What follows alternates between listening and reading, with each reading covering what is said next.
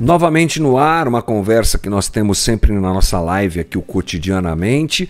E eu quero abrir o papo de hoje dizendo para você que esse papo de hoje tem um pouco a ver com o que nós conversamos ontem na Casa da Rocha Guarulhos, quando chegamos ali no final do capítulo 14 de Lucas, onde Jesus chama a atenção àqueles que estavam seguindo, dizendo: se você não pegar a sua cruz e não me seguir, você não pode ser meu discípulo. Se você não negar sua família, inclusive, você não pode ser meu discípulo.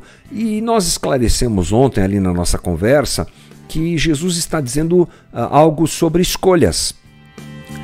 Você foi atraído pela graça, você foi alcançado pela misericórdia, você foi impactado, tocado, atingido. Aliás, ontem eu disse que o verbo usado por Jesus, ou melhor, usado por Lucas ao registrar o que Jesus falou, quando Jesus diz: aquele que vem a mim, esse vem é um verbo que está no formato, na voz média passiva, que quer dizer assim: eu vou porque alguma coisa aconteceu comigo. É uma voz que indica que o sujeito sofreu uma ação e a ação que ele agora exerce tem a ver com o que ele viveu. E foi o que aconteceu conosco. Fomos tocados por Jesus, como a multidão que seguia Jesus. A graça, misericórdia, a alegria de descobrir o caminho do Cristo apresentado por ele mesmo. E no caso ali, a multidão gostava de ouvir Jesus falar, porque Jesus vai na contramão do sistema religioso, da política, da corrupção, da falha de toda aquela estrutura religiosa e de tudo mais. Eles estão vibrando com isso, com certeza. Mas aí Jesus vira a página e diz assim: que legal, gostou da minha conversa? Que bacana. Gostou de saber que eu sou contra essa religião falida aí? Legal, vem comigo, vamos andando. Mas, preste atenção, você também tem que morrer. Você também tem que mudar. Você também tem que renegar quem você é. E ontem eu expliquei que isso tem a ver, às vezes, até com a formação familiar que nós carregamos. É o caso daquela conversa de Lucas 14, que nós não vamos reproduzir hoje. Você quer saber mais? Assista o vídeo da nossa transmissão de ontem. Mas por que eu fiz essa introdução? Porque é o que a gente tem conversado aqui dia a dia, porque Jesus, nós temos observado, no seu discurso vai apresentando um novo jeito do seu discípulo viver. Ele tem que morrer. Quem? Eu e você, discípulos de Jesus. Temos que morrer para nós mesmos. Temos que morrer para o jeito de viver, o jeito humano, o jeito do reino dos homens, o jeito dessa sociedade. O jeito humano de viver, ele está digamos, contaminado pelo pecado. Ele precisa ser jogado de lado e a gente precisa adotar um novo jeito de viver. É sobre isso que a gente tem falado. Vamos lá, então, para Mateus capítulo 6, versículo 16, conforme está na sua tela. Quando jejuarem, não mostrem uma aparência triste como os hipócritas, pois eles mudam a aparência do rosto a fim de que os outros vejam que eles estão jejuando. Eu digo verdadeiramente que eles já receberam a plena recompensa. Ao jejuarem, arrume o cabelo, lave o rosto, para que não pareça aos outros que você está jejuando, mas apenas a seu Pai que está em secreto. E seu Pai que vê em secreto o recompensará. Não acumulem tesouros. Não, aliás, vamos parar no 18. É isso mesmo. Seu Pai que vem em secreto o recompensará. O resto da conversa a gente volta aí durante essa semana. Bom, vamos conversar aqui, lembrando que todo o capítulo 6 do Evangelho de Mateus apresenta a visão de Jesus sobre as práticas chamadas práticas de obras de justiça. Nós conversamos um pouquinho sobre isso, é uma tradição judaica, práticas que têm a ver com a própria religião de Israel e que se desvirtuaram durante o tempo. Vamos lembrar que esse momento histórico é o momento onde Israel está mais longe de Deus. Parece que não, mas está. A gente tem toda uma narrativa da rebeldia de Israel no Antigo Testamento, mas essa rebeldia ela piorou porque ela se transformou em hipocrisia. Me dá a impressão que no Antigo Testamento eles pelo menos eram autênticos. É isso aí, vamos adorar o bezerro de ouro. Não está certo, mas pelo menos eles admitiam, né?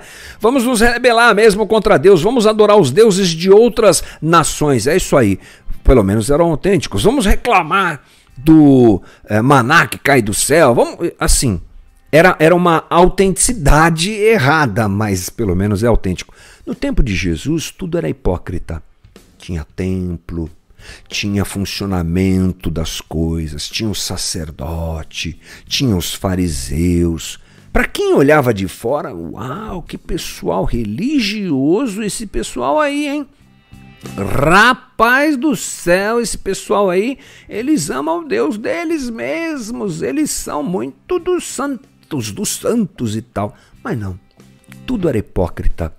Tudo, né? A palavra tudo talvez seja absoluta demais aqui, mas porque havia gente ali com o coração voltado a Deus, com certeza, mas a grande parte se enfiou dentro de um projeto de religião e poder que fazia as coisas sem o menor sentido, que operacionalizava a religião com o fim de se beneficiar, coisa que a gente vê que está aí hoje também do mesmo jeito, né? Então é um momento muito cruel.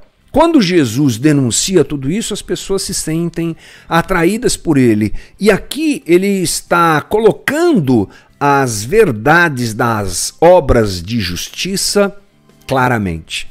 Então ele fala agora sobre o jejum, nós já falamos sobre oração, já falamos sobre esmola, que é o nome dado pela Bíblia à ajuda aos necessitados, e agora ele fala sobre jejum. Bom, jejum é um tema interessante, porque as pessoas têm algumas linhas dentro do evangelicalismo que usam muito o jejum, principalmente os nossos irmãos pentecostais, né?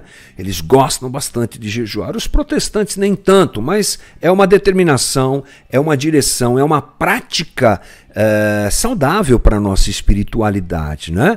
Então, o que é que nós entendemos? Jejum, o que é? Abstinência de alimento. É abstinência de água, deixo de comer, deixo de beber água, né? O detalhe é que as pessoas confundem o jejum só com isso. É só parar de comer. Beleza, estou praticando jejum. É só parar de tomar água? Não. Porque se fosse assim, qualquer dieta que você faz, você pode dizer, opa, Deus, eu estou aqui querendo perder um pouquinho do abdômen que está assim um pouco crescido, né? Tem o bíceps e tem o pânceps, né? Então eu preciso diminuir meu pânceps aqui, Jesus. Então eu vou fazer uma dieta aqui de uma semana, mas o senhor coloca na conta do jejum. Não, é óbvio que não funciona assim. O pastor Ed René, num dos seus livros, classifica o jejum de um jeito muito forte. Ele diz assim, jejuar é escolher a morte. Uau! Por quê? A conversa estava tão boa, tão animadinha, a conversa estava tão light, tão leve, agora você me fala que jejuar é escolher a morte. Sim. Sabe por quê? Porque quem começa um jejum começa a morrer. Porque abre mão daquilo que é essencial para a sobrevivência. É uma ruptura com o caminho natural da vida. Eu como para sobreviver. Claro que às vezes a gente come mais do que deve, né? Meu pai diz que não vive para comer, ele come para viver. Magrinho, seu Sila, um beijo, papai, te amo. Ele come para viver, a gente come para viver, não é? Então, se eu digo não vou comer, eu estou entrando por um caminho que não é o caminho do natural, não é o caminho da vida, que é mantida por aquilo que eu como. O jejum é, então, uma forma de nós trazermos à nossa consciência que existe uma realidade que é mais importante até mesmo do que a nossa sobrevivência. Gosto desse caminho. Forte isso, né? Então, o jejum é um passo em direção a algo que é mais importante até mesmo do que estar vivo. Uau! Sim, tem a ver com relacionamento com Deus. Sim, tem a ver com a morte do meu eu para que eu me aproxime de Deus. Tem a ver com tudo isso. Então, Jesus, diante da importância dessa prática de espiritualidade que é o jejum, já diz o seguinte, ó, não faça jejum como aqueles que fazem para aparecer. Ele falou isso sobre dar esmolas, ele falou isso sobre orar e agora ele fala isso sobre jejum, né?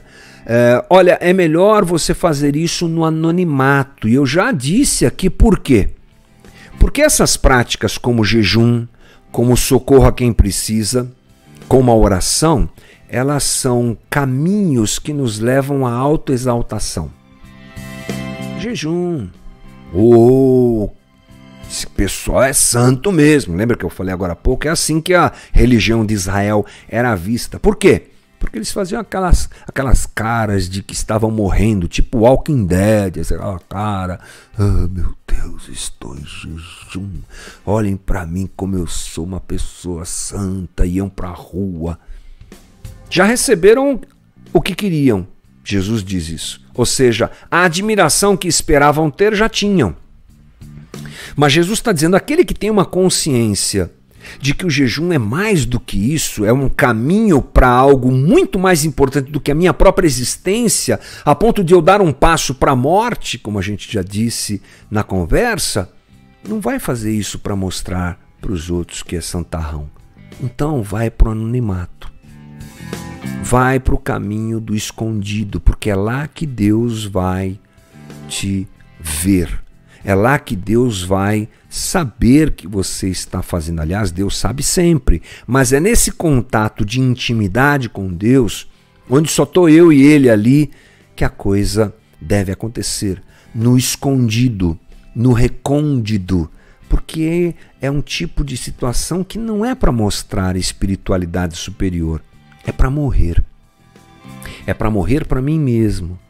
Para morrer para a maldade que está dentro de mim. É para morrer para minha ganância, é para morrer para o meu orgulho, é para morrer para minha loucura, é para morrer para quem eu sou, pecador que sou, e buscar um caminho de vida em Jesus. Acontece que esse caminho de vida em Jesus eu só consigo vivê-lo se eu morro para mim. Jejum, então, é uma ferramenta boa para eu me lembrar que preciso morrer para essa vida e preciso viver para Jesus. Discípulos de Jesus fazem isso. Discípulos de Jesus sabem que essa existência é passageira. Discípulos de Jesus sabem que essa existência é passageira. Eles não a desprezam.